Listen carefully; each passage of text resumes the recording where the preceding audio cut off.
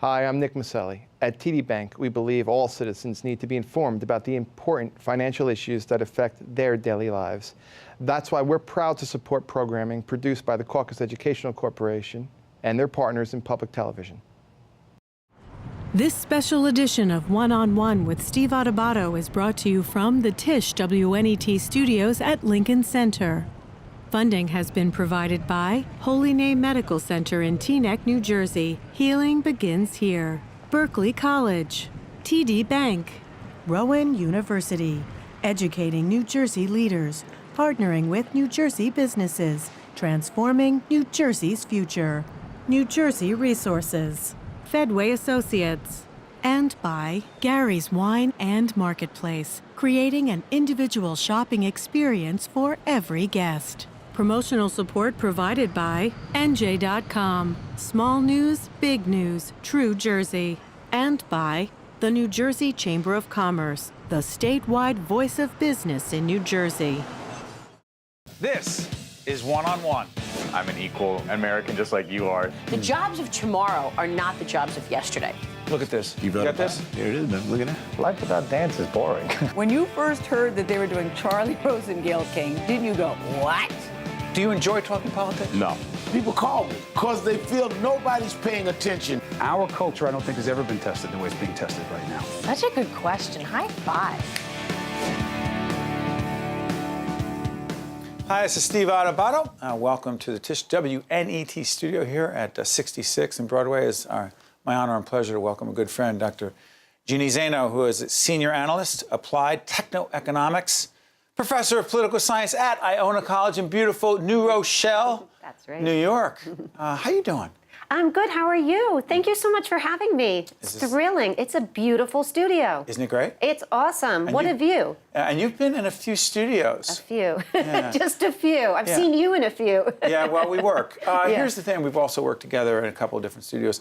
Real quick, while we're doing this at the end of 2016, move into 17, this will be seen after that. Your biggest takeaway from this, the election that just happened, you may have remembered. What election, Steve? What election? and you and I were on a couple of networks talking about it. What was your biggest takeaway? My biggest takeaway is the fact that we've seen, I think, a huge shift, not just in the United States, but across Europe and much of the industrialized Western world, this kind of wave of populism that I think is sweeping across the world. And I think my biggest takeaway is that many of us who do this for a living should have seen this coming a lot earlier than we did. So whether you're looking at Brexit, you're looking at what's happened in Italy or the Netherlands or the United States, you see very similar strains of a real frustration out there and a real need for people to express how frustrated they are with the status quo, particularly the economic status quo. So I think my biggest takeaway was shame on so many of us, me included, for having missed this, huge movement. And I give Donald Trump credit. I give Bernie Sanders credit for really being in touch with people on the ground in a way many in the party elite and the establishment simply weren't. So that was my biggest takeaway. Why did we miss it, Jeanne? I think we miss it because we, first of all, we do have this geographic centered in the Northeast on this Acela corridor. So we encounter certain types of people, and we may not be encountering people from the rest of the country. I think that's part of it.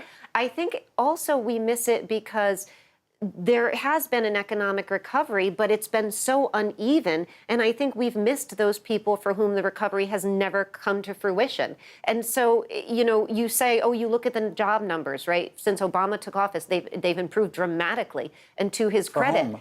But that's exactly right. It's been an uneven, really uneven recovery. So I think for those reasons, but I also think we simply aren't in touch with large segments of the population that really matter and want a voice and want to have something to say. Jeanne, one of the things you and I talk about, not just on the air, but offline as well, is leadership. I'm fascinated by it. You are as well, particularly political leadership. We have no idea what kind of president Donald Trump will be. This will be seen in 2017. What is your sense of his leadership style, particularly the way he communicates in public, social media and otherwise? What's your sense of it? you know, we haven't seen him in action yet in terms of being in office. So, you know, I think we're still waiting to see what's going to happen. But my sense so far is that he is incredibly adaptable and adapting, and that to me is a big plus. You know, he will come out and say he is in favor of a particular policy, and when somebody comes and they explain to him the reality, he will change his mind. Why is that a good thing? I think it's a good thing because I think that here is somebody who's never held public office. He's not an expert in many of these policy arenas, and no one person is, but he's willing to put together a team and he's willing to listen. So whether it's on something like global warming, for instance, is something that he's changed his mind on. So I think we've seen him with an ability to adapt, an ability to change. I think he's very good in terms of communicating with people, and I think that has, you know, really shown itself. What about the Twitter thing?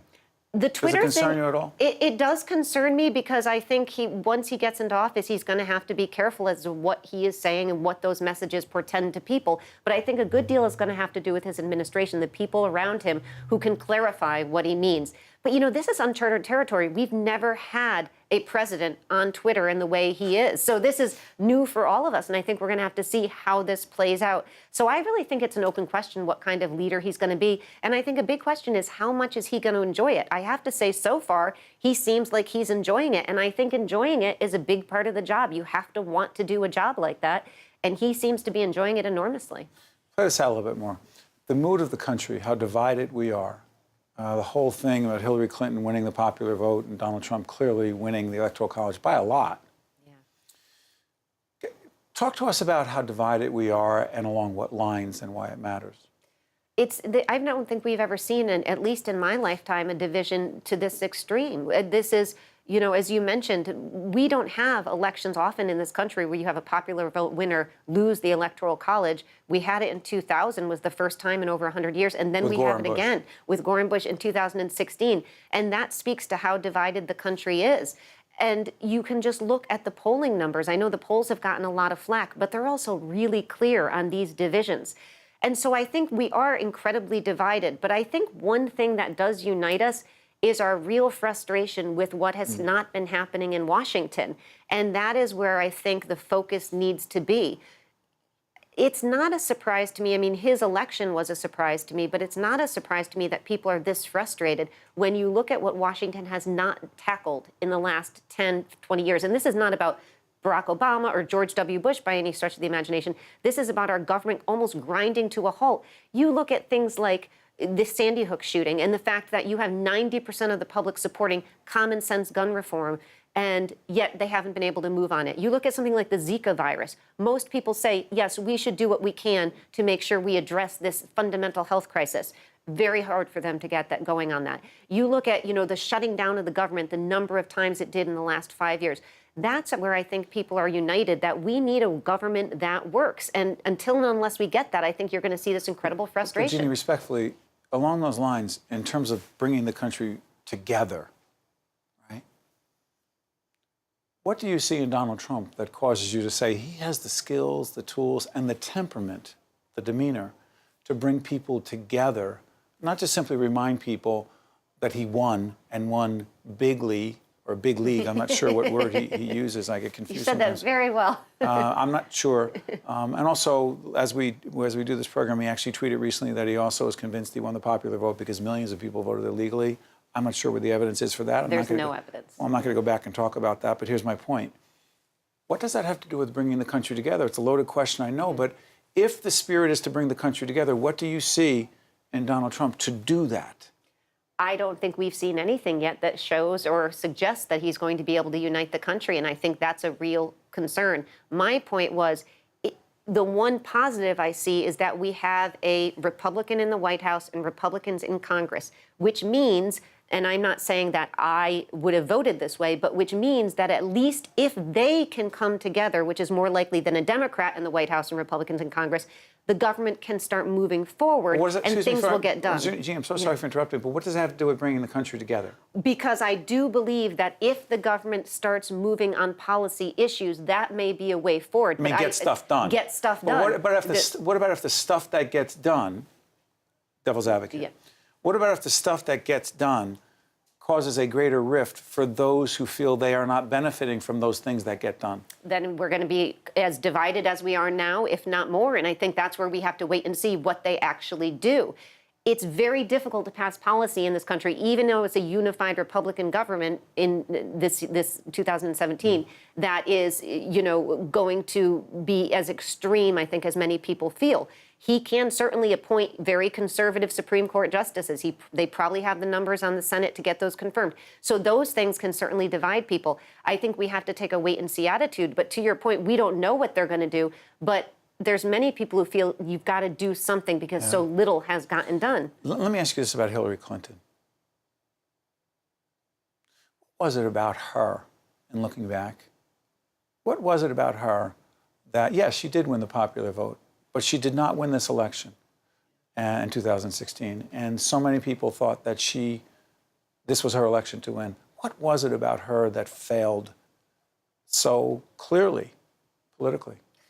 I think there were a few things. Number one, I think it's a far bigger issue than Hillary Clinton. I never blame the individuals. I don't think this win is about Donald Trump. I think it's about bigger forces. And I don't think the loss is about Hillary Clinton. I think it's about bigger forces. To many people, Hillary Clinton was backwards looking. It was not her time. The wind was always at the back of a change candidate in this election, not somebody who seemed to be embracing the third term of the president leaving. Even though Barack Obama has really high approval ratings, Hillary Clinton was the third term of Barack Obama. In the same way, Christine Quinn in New York City would have been the fourth term of Mayor Bloomberg. It's really hard to win a third term at the presidential level. So I don't think it was her time. And I think she, I don't think they ran it. Excuse me, could she have connected better with people on a human, personal level? That's my obsession, is about connecting with people. You think even if she had connected more on a human, personal level, you're the third term of Obama, not happening. I think it may have helped her, but do I think she could have? I don't know. I think Hillary Clinton did everything she personally could.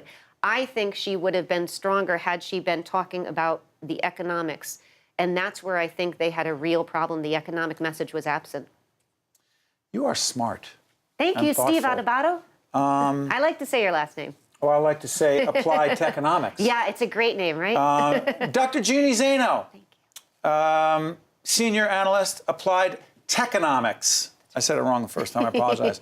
Professor of political science, Iona College. And you do know that I spent a year up in your shell at Iona. I know. You are one of our favorites up there. Then why did they ask me not to come back the year after and I went back to Rutgers? Well, they're lost. Listen, Jeannie. I would have asked you back. Well, you are the best. And thank you so much for coming much. in. We appreciate you in the public television family. Thank you. Stay with us right back right after this. To see more one-on-one with Steve Adubato programs, visit us online at steveadubato.org. If you would like to express an opinion, email us at info@caucusnj.org. Find us on Facebook at facebook.com/Steve Adubato Ph.D. and follow us on Twitter at Steve Adubato. Is Rush Limbaugh right that we should treat slavery like infidelity in marriage? Just don't bring it up in every fight. I've never been madder at you in my life. Not only for, let's pull back the curtain, okay? There was a time in America where all the panelists were white men.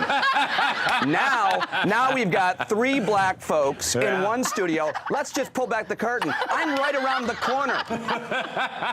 Okay? Yeah. I blame Torre for this, though, not you, Joy. Yeah. I'm mad at you that you would ever ask the me. wide shot shows the full extent of our segregation. Yeah, can we make America great again when I can just join you in the studio? That's good stuff. We have him right here. That's Pete Dominick over there with our good friend Joanne Reed. That was Joy. By the way, Joanne is going to be joining us a little bit later on. But this is Pete Dominick, comedian, Sirius XM host. Stand up with Pete Dominick every day. When? 9 to noon every day on Sirius XM. It's great to be here. Thank you for having me. I wore a full suit. Full suit. I even tried to shave. Not really, but I made an attempt. By the way, you look great. 121 channel. It's 121 on Sirius XM Insight. Yeah. When did you know you had this incredible ability to bring politics and comedy together and make it all work for you, but more importantly, your audience? I don't know that I still don't know that I do, but I worked at the Colbert Report and the Daily Show for years, and I watched what they did, and I said, I want to try to do that on the radio. I was already working in radio on the comedy channels at Sirius XM, and I said, I want to create a show, a program that's self-deprecating, but it brings on experts. That didn't exist so much, like public radio with a personality, with an edge, with a sense of humor. And so far, so good. It's really going well. I'm sorry, back up for a second. Yeah. As part of the PBS public broadcasting world, what did you just say about I said, NPR? there is personality? this, not you, of course, Steve, but there are some in public radio and television where, it's very serious, and I like that. I buy it. I love it. I love NPR. I love PBS. Go ahead. But what I'm selling is something a little bit different, and it's hard to be a liberal in news and politics and really cut through. But the only ones who have really done it, in my mind, are Jon Stewart, Stephen Colbert, John Oliver now, Bill Maher to some extent. So it's like in that image on the radio for 3 hours every day, and I think it's going pretty well. It's pretty exciting. Let me ask you this, Pete. Do you have enough to talk about these days? I mean, as we do this at the end of 2016, the recent election just happened. Everyone just followed it. How interesting or funny is Donald Trump? He's entertaining. He's very entertaining. When asked to give him a compliment, that's what I'd say. That's about all I can say. Entertaining. He's a very entertaining guy. He understands that it's important to be interesting, for people to care about what you have to say, to listen to you. There are a lot of really brilliant people. They come on the show, they're politicians, they're leaders. They're not that interesting to listen to. They might be great in print. They're not.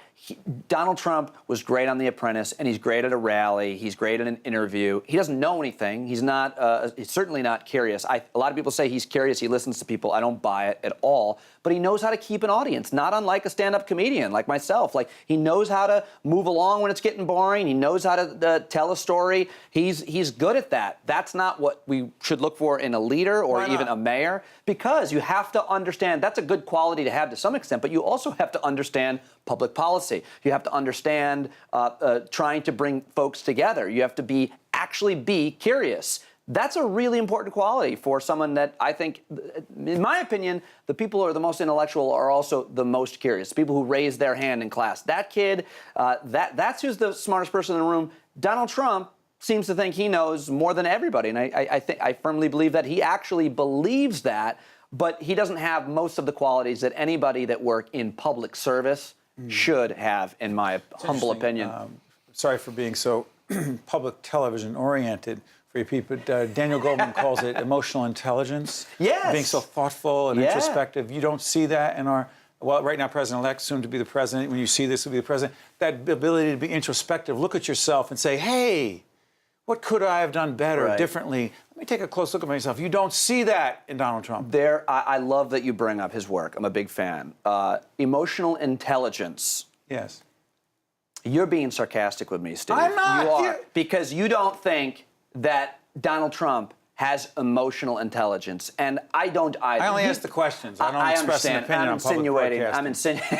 Yes. He does not know. Emotional quotient for Donald Trump, the idea that he somehow cares about anyone, I don't see it. I don't think we've ever seen anybody with this type of psychology in this type of leadership role, not in the United States of America. Devil's advocate. Go ahead. He was smart enough, intelligent enough to pick up something that many of us in the media didn't, that 16 other candidates on the Republican side didn't see. He connected. That's intelligence. That's the conventional wisdom of this election that I don't buy. Absolutely, people are angry, but folks are confused about the catalysts for their anger. People are so upset about, for example, trade. Their job went overseas.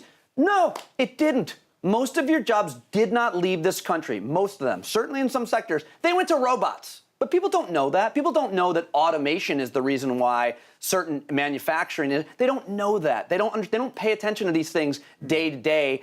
They don't have the time to. They don't have sometimes the resources. They don't know where to go. So people were angry, and Donald Trump tapped into that. But it wasn't for the right reasons. He doesn't have the right solutions. He's appointing people that are only going to make their anger worse. These coal jobs are never coming back. They're never coming back. You can't tell those people in West Virginia yes, that. You Look what happened when Hillary Clinton did that. Because absolutely. That's not mean-spirited, Pete. No, it's not. It's about technology. Used to take a lot of men to go into a coal mine. Then they created technology where you could just take the mountain off, the top of the mountain off, to get to the coal easier. You don't need men to do that job, as many men to do that job. It is automation. It is technology. And that's just one aspect of the coal industry. The free market actually really did more with natural gas. These are thoughtful conversations. This is what we do on my show. We bring on experts to explain these things to us. So yeah, people are angry, but in my opinion, they're angry for many of the wrong reasons. Wow. It's a very smug, kind of liberal, arrogant attitude, I think, to even say that. But I listen so carefully to so many of these people who really know what they're talking about, who are professors, who are academics, who are scholars, who have studied these issues for a long time. And, you know, someone like Donald Trump doesn't listen to those people. I don't know who he listens to other than the Mirror. But here's the thing about it. You also have this incredible wit. I'm not saying this to kiss up to you, but the fact is you are funny. You have this quick wit. How can you just do what you just did? And I'm not going to call it a rant because it wasn't. It was clearly focused and cogent.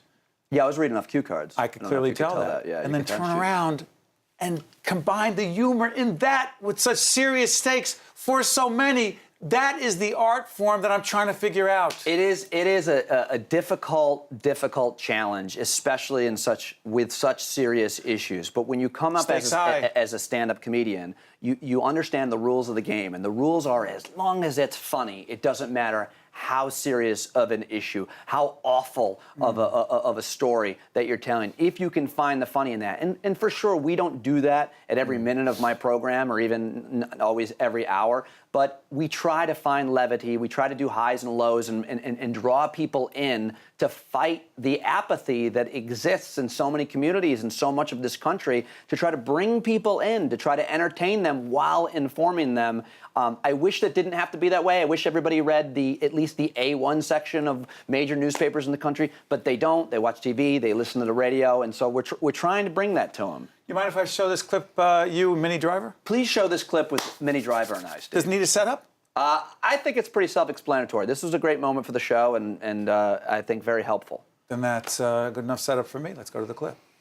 Would you admit to that having ever been assaulted or groped? 100%, and every girl that I know. You have been? Absolutely, 100%. Would you tell us, kind of, without being... The times that you would sanction it because you would believe when you're young, when you're 17, 18, you're going out, the idea that unwanted male attention is something that you are supposed to put up with because it is somehow your role. Yeah. I mean, almost every woman and girl you talk to anecdotally, especially every woman, has either been assaulted or harassed or certainly knows someone who haven't. And this is a really, really important issue to me. I have two little girls. They're 11 and 9. Well. They're my daughters. I don't just have two little girls. That would have been horrifically scary.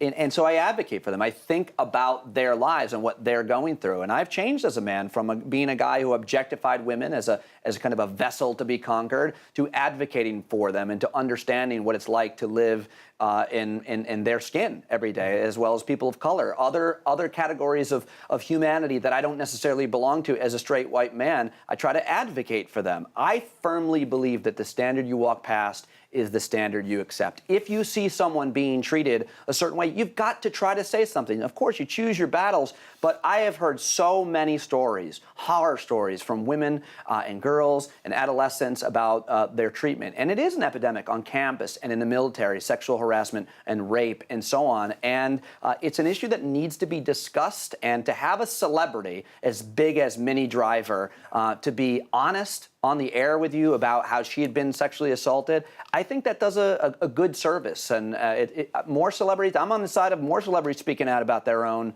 life challenges and personal experiences. I thought that was great. Before I let you out here, when I look at a clip like that, and I see you right here and know of your work, how much do you love what you do every day? I get to meet all of my idols, from comedians to journalists to academics. The opportunity that I get to ask them questions. My dad told me when I was 14, he said, just find a job you enjoy. I said, can you do comedy for a living? He said, yeah, you can try. I started with that. I got into radio. I get to interview people like you and like you do, and it's an honor and a privilege, and I work real hard at keeping this gig as long as I can on Sirius XM. I'm listening to you thinking, I wanted to say the same thing about sitting right here. Yeah, it's a great job. Getting to ask smart, interesting people questions, a pretty cool gig. I would look at it the other way around, because when our executive producer, Jen Eichlin, who booked you for another network. Yeah, Jen's great, yeah. Told me she had you. I thought, wow, what a great opportunity. So the opportunity to listen to you and, more importantly, be able to bring you to our audience is a great thrill for me professionally. And so I want to thank you. It's also great to see that you have a lot of great, strong, smart, intelligent women working on your show. Well, how do you think this happens? Because they set me up all Clearly, the time. there's a reason. Someone did that to your face. Can I plug again? Please, plug. Sirius XM Insight Channel 121, 9 Every to day, 12. 9 to noon Eastern. Please listen, everybody. Please. Thank you very much for having me, Steve. It was a real honor and pleasure. The other way around. All right, man. Check you out next time. I'll wear a tie next time. Sorry. One on One with Steve Adubato has been a production of the Caucus Educational Corporation, celebrating over 25 years of broadcast excellence. This special edition of One on One with Steve Adubato is brought to you from the Tisch WNET studios at Lincoln Center. Funding has been provided by Holy Name Medical Center in Teaneck, New Jersey. Healing begins here. Berkeley College, TD Bank, Rowan University, New Jersey Resources, Fedway Associates, and by Gary's Wine and Marketplace. Transportation provided by Airbrook Limousine, serving the metropolitan New York, New Jersey area. At Gary's Wine and Marketplace, planning parties is our business. Our associates can work with you to plan the details. We offer an assortment of wine, beer, spirits, cheeses, party platters, accessories, and more. 4 locations in New Jersey and at garyswine.com.